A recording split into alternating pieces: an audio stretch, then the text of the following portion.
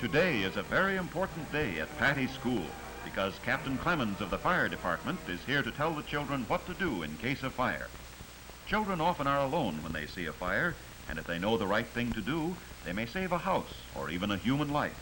The main thing is be calm, stop and think, and then do the best you can. The children like Captain Clemens and join eagerly in the lesson. He asks Jack how he hurt his hand. Jack was burned while roasting hot dogs. His hand is bandaged neatly because his mother learned how to dress burns at the Red Cross first aid class. The captain compliments Jack on the fine bandage and explains to the children that it is best to use a burn ointment for small burns, but for large, dangerous burns, cover the wound with a dry, clean dressing and rush the patient to a doctor. There are many good ways to treat burns. The important thing is that every family should have an emergency kit with bandages, dressings, adhesive tape, and simple remedies for burns and other accidents. More fires are caused by matches and smoking than by any other thing. In lighting a match, always strike the match away from you so that the flame will not burn your clothing. An easy way to remember about dangerous Mr. Match is that he has a head but no brain. You have to be the brain for his head. Never allow a match to go out alone.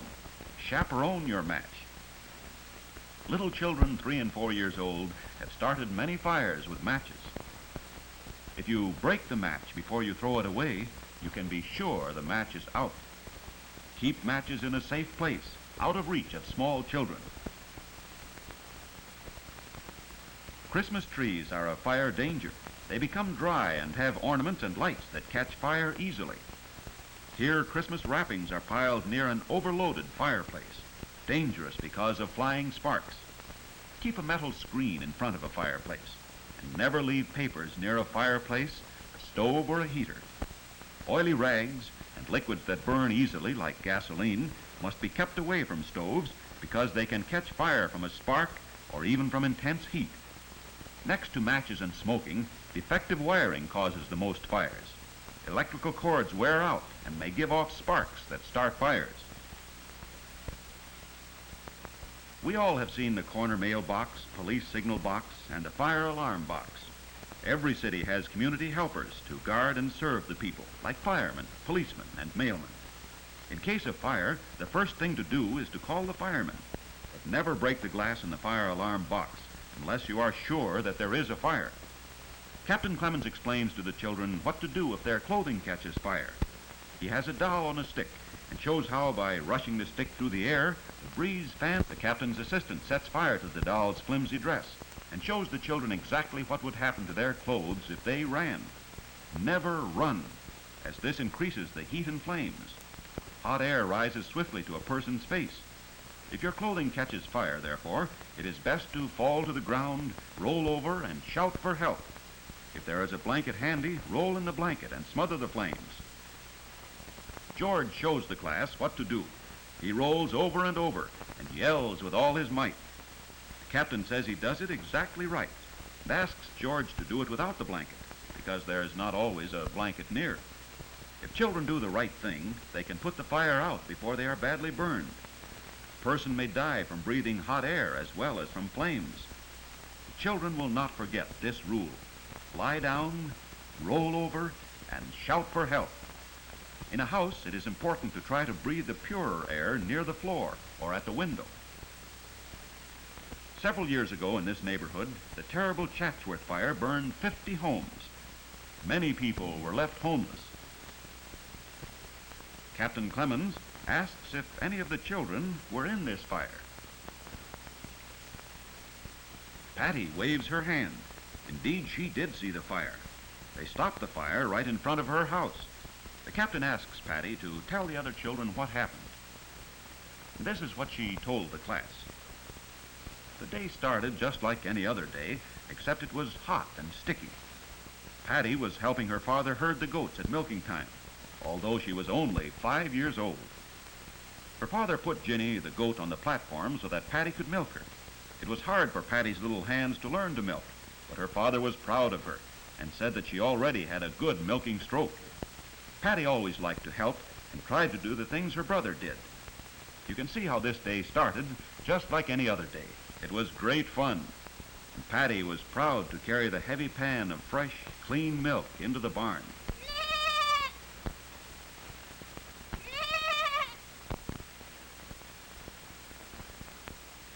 Then suddenly things began to happen.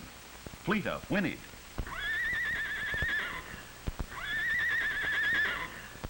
The geese flapped their wings angrily, a sign that something was wrong. Mother called to Patty, and Patty's brother Bill yelled, "Father, Father, there's fire, fire!" First, all that Patty could see was a tiny curl of smoke creeping up the ravine. Everything was a yellow, pinky light, and far away the smoke rose over the mountain ridges. Patty's mother told her to stay where she could see her. Her mother telephoned in the fire alarm to the fire station. Tongues of flame crept over the top of the hill toward their house. Patty's father, Mr. Garman, always knows what to do, and in 3 shakes he and Bill hauled their hose up the hill across from the Garman house. Bill held the hose steady, but his face looked scared, and he kept mumbling as if he were praying. The flames spread along the ground, catching fire to everything. As far as you could see, there was smoke, and a bad wind came up. A fire is spread by flames and also by the terrific heat that blows ahead of the flame, catching fire to everything in its path.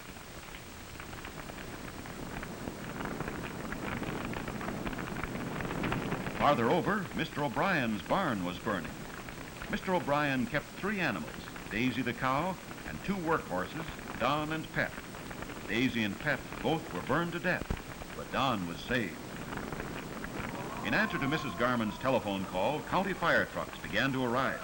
Mr. Garman jumped on the running board and directed the driver over the hill where several homes were in danger. The fire trucks seemed to go in every direction. Mr. Emery pointed far away where the flames were getting out of control. The fire spread so fast that many homes were in danger. More firemen rushed to help. They moved fast. The ladders and large hose were heavy, but each man rushed to do his particular job. The firemen train every day to become more efficient, and they have had long experience in putting out fires. They have a great responsibility to save human life and property. Teamwork is necessary to fight a fire. Firemen are expert at working the large nozzles. The roof fell. Firemen can change the length and width of the stream of water. They use a strong, solid stream for putting out the fire. A wide spray of water is used like a screen to protect the firemen as they go toward the heat and smoke. One man alone could not handle the large, heavy hose. The firemen advanced steadily toward the fiery furnace. They took turns at the front of the hose. As the smoke became too much for the front man, another took his place, and he moved to the back where the air was better. Water stopped the blaze and kept the heat and flying embers from spreading the fire. The front man turns the nozzle to change the stream of water. Every home should be prepared for a fire. The garden hose should always be attached to a faucet. No human could enter the house in these flames, but the problem of the firemen is to see the flame does not spread. Pete Dawson's home was completely destroyed, and he and his brothers and sisters had no place to live. In bad fires like these after an earthquake or an atomic bomb, many people are hurt or killed by falling objects and walls. People should stay far away from burning buildings. The center roof fell first. Then another roof went down. Back at the Garman Ranch, the boys beat out the flames with gunny sacks. They were tired, but proud that the firemen trusted them to handle this part of the fire alone. This relieved the firemen to work on the other side of the ridge where the fire was raging. Mr. O'Brien's barn still was burning.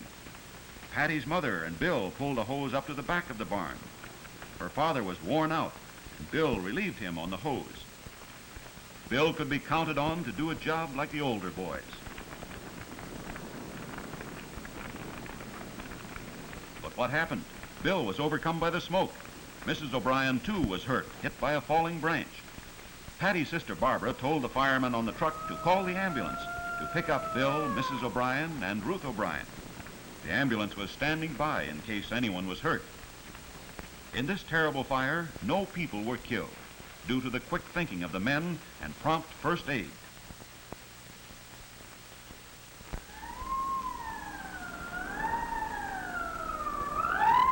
The Red Cross always is ready to help in an emergency and gives aid to the people who are in trouble. The men lifted Bill carefully and placed him gently on the stretcher in the ambulance.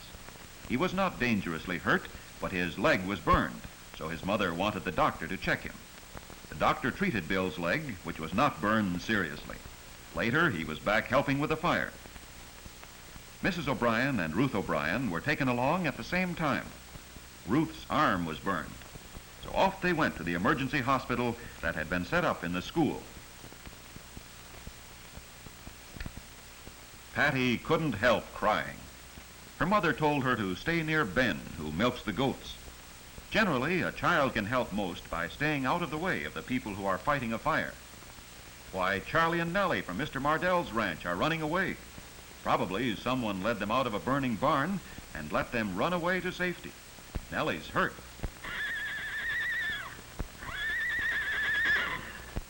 Patty herded the goats to the end of the corral, away from the smoke, and tried to talk calmly to the goats to keep them from getting excited. They might have stampeded and hurt each other. Her baby goat was trembling. If the fire should come too close, Patty's father would move the goats to another pasture. Back over the ridge, the firemen were trying to save Janie Brighton's home. How could any human being enter a building in the dense smoke? What causes these terrible fires? People are careless. They throw away matches and cigarettes that are still burning. They even smoke in bed, go to sleep, and drop their burning cigarettes. The fireman pulled out a burning Davenport. The fire can smolder and spread while a person sleeps. This fireman stayed near the floor because in a burning room, the air near the floor is better and easier to breathe. Flames and hot air rise and create a draft, which draws in the cool air near the floor or ground. See how the hot air and smoke rise from this house and the clear air sweeps in below. After a fire, you often see the firemen working in the attics, pulling out the walls and floors. Seems like unnecessary destruction of the building, but it is important to be sure that no hidden fire is buried in the frame to start up later and cause another fire. Firemen do everything they can to prevent water damage. Reporters and news photographers go to all large fires to learn about the fire and also to find human interest stories for their papers. Each man tries to get the news to his paper first. The tired firemen haul the heavy lengths of hose up the hill to the trucks. It takes time to clean and repair equipment and have it ready for the next fire. They stayed on guard through the night to be sure no new fires would spring up. The large number of fire trucks showed that many firemen still were working throughout the hills. The hook and ladder. You understand now why this fireman wore a helmet that would not burn and a coat that would shed water and that was extra heavy to protect him from the heat. His tool, a hose spanner, is used to tighten the joints that hold the lengths of hose together. The tools the firemen use most often are hose, nozzles, ladders, axes, and spanners. Bernie Obrien pats old Don, the horse that was saved from the flame in O'Brien's barn fire. Mr. Emery told Mr. Garman about the damage at High Point. Refugees who yesterday had a nice home now trudged through the ruins hoping to save something of value. Nothing was left standing. Just an old car and the old stove. Poor Millie and Todd. Who wants an old roasting pan? Everything gone. And Millie's doll. It just seemed more than they could stand. After a great disaster such as a fire, earthquake, or atom bomb explosion, lack of water may be the most serious problem of all. More fires might break out, and so Mr. Horner tried to dig out the water pipes that led to his home. Water is needed to put out new fires and for washing and drinking. Electric wires broke and fell to the ground. They might be live wires and might burn seriously or even kill the person who touched them. After any accident, never touch a fallen wire. Mrs. Garman thanked Mr. Emery for helping to save their farm. And Patty thanked him too. Just think, He let Patty hold the telephone that he used to convey messages from the front lines of the fire to the fire headquarters. Patty was too little to fight the fire, but she did exactly the right thing. She stayed out of the way of the firefighters where her family could keep an eye on her. The Garmans felt like giving thanks that their home was spared. The burnt grass in the pasture on the hill showed that the fire was stopped right at the road in front of the Garmans' house. How close it swept to their goats. Billy's face looked sad and tired. That day he grew up. It was a hard day, but he found out that in an emergency he could count on himself to do the right thing. Patty cried. Her mother comforted her and told her what a good girl she had been. Small children help most in a fire by staying out of the way. The Garmans' close escape made them feel humble and thankful, and they wanted to help their neighbors. Could you help as much as the Garmans did?